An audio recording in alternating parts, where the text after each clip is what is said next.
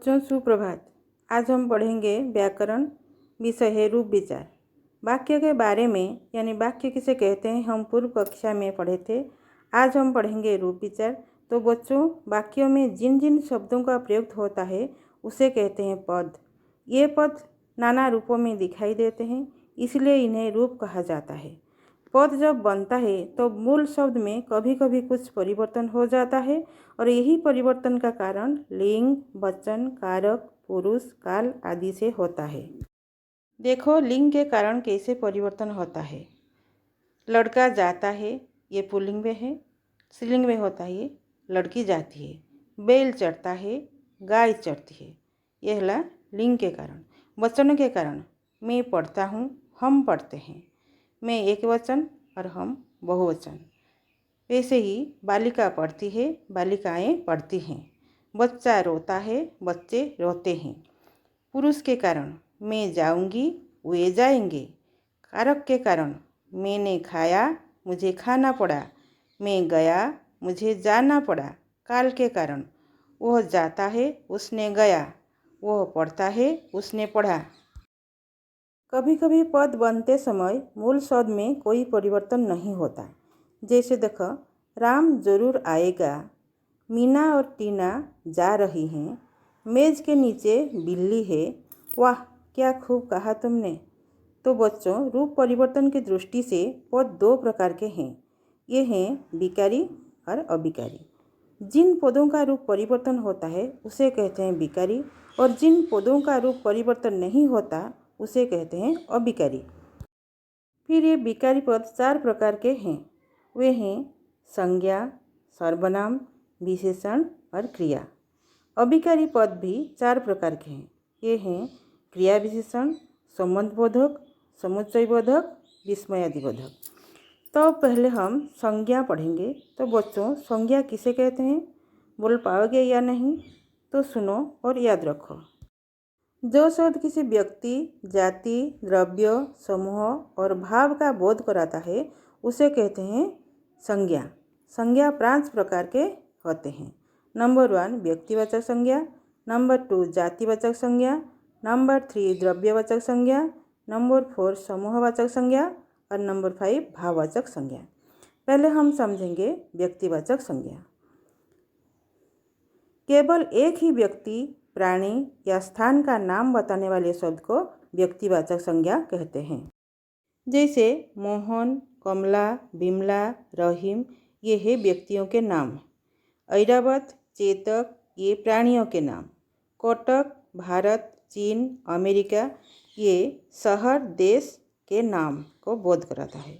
महानदी, वैतरणी, गंगा, चिलिका, हिमालय, ये गया सब नदी, पहाड़, झील के नाम। वैसे ही पुस्तकों के नाम जैसे गीता, कुरान, रामचरितमानस आदि, ये सब एक एक नाम व्यक्तिवाचक संज्ञा हैं। नंबर 2 जातिवाचक संज्ञा। इससे एक ही प्रकार की एकाधिक व्यक्तियों, वस्तुओं, प्राकृतिक तत्वों आदि का यानी पूरी जाति का बोध होता है, इसलिए इसे जातिवाचक संज्ञा कहते हैं। जैसे कि मनुष्य, ये सब पुरुष, स्त्री, बालक, बालिका, बच्चा, शिशु सभी का बोध कराता है। वस्तु, घर, दरवाजा, कलम, पहाड़, नदी, ये एक एक शब्द पूरी जाति का बोध कराता है। मनुष्यतर प्राणी, पशु, पंछी, घोड़ा, मछली, सांप आदि, एक एक शब्द पूरी जाति का बोध कराता है ना।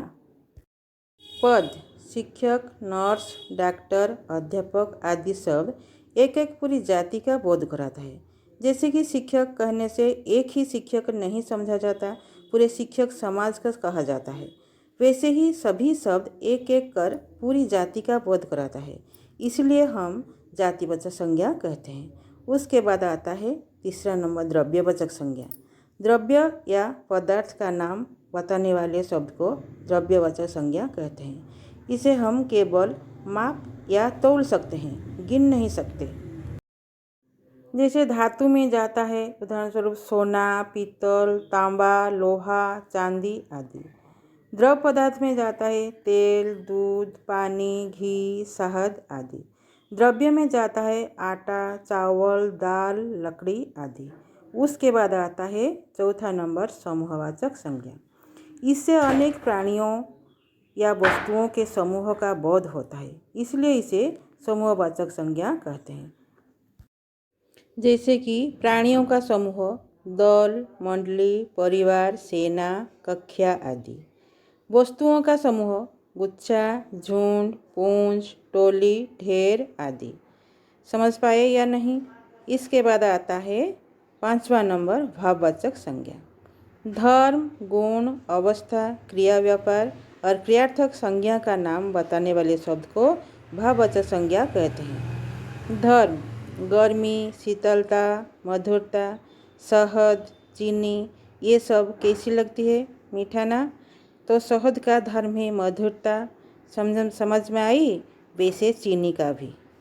गुण धैर्य, क्रोध, ईमानदारी, सच्चाई, प्रेम आदि सब भाववाचक संज्ञा हैं।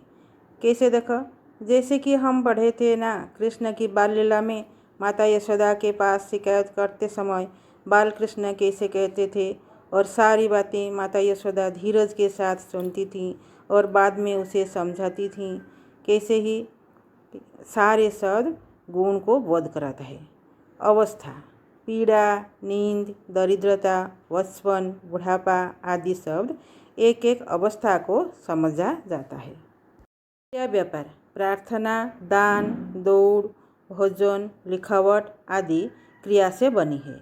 लिखना क्रिया से लिखावट, दौड़ना क्रिया से दौड़ आदि और सभी भी। क्रियार्थक संज्ञा आना, पढ़ना, रोना, देखना, हंसना आदि। जब क्रिया संज्ञा के रूप में आती है तब उसे कहते हैं क्रियार्थक संज्ञा। भाववाचक संज्ञा दो प्रकार की हैं। पहला है मूल रूप में, दूसरा है यौगिक रूप में। मूल रूप में होती है प्रेम, घृणा, सच, झूठ, दया, क्षमा, साहस। और यौगिक रूप में होती है संज्ञा से, जैसे लड़का लड़कपन, साधु साधुता, मनुष्य मनुष्यता, शिशु शैशव, मुनि मौन। विशेषण से काला से कालिमा, चतुर से चतुराई, मीठा से मिठास। सर्वनाम से मम से ममता, अहं अहंकार, अपना अपनापन, आप आपा, निज निजत्व। क्रिया से मारना मार, काटना कटाई।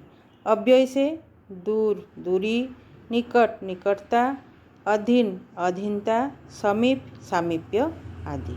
क्रियार्थक संज्ञा की कुछ उदाहरण लिखो। हर समय रोने से काम नहीं चलता। सवेरे टहलना स्वास्थ्य के लिए अच्छा है। रेखांकित शब्द क्रियार्थक संज्ञा हैं। तो बच्चों आज समाप्त हुआ। समझ पाए हो या नहीं? अच्छी तरह समझो और याद रखने की कोशिश करो। धन्यवाद।